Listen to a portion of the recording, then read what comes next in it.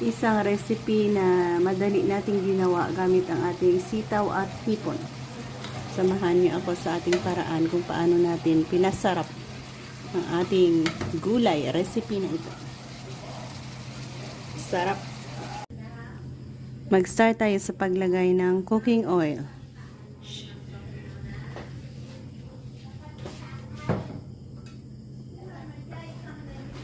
Igisa natin ang onion at garlic.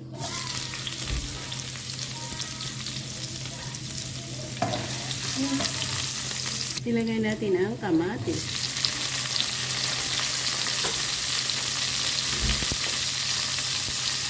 I-add natin ang sitaw.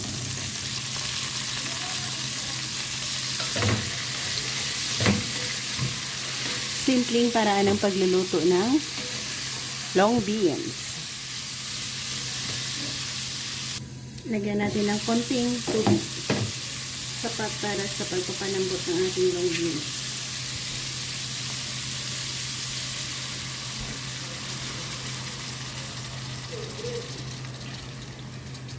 Ayan, balikan natin. Pwede na natin i-add ang ating hipon.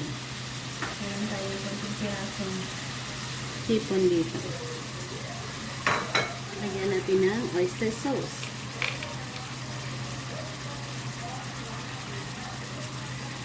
Oyster sauce.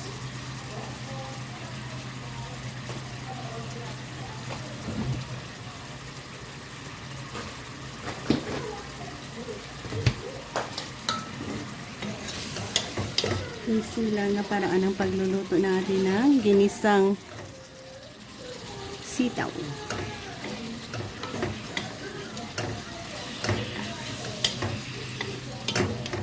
Cover.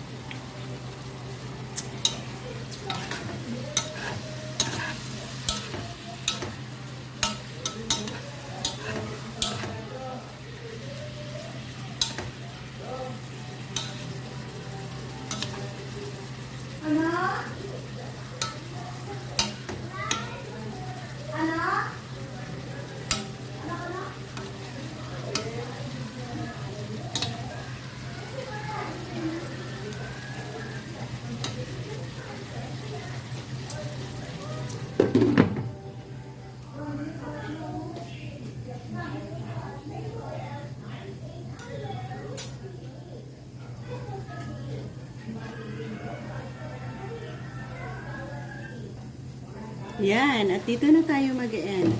Ito na ang ating pinakasimpleng paraan ng pag-isa ng ating sitaw. Thank you again for joining me.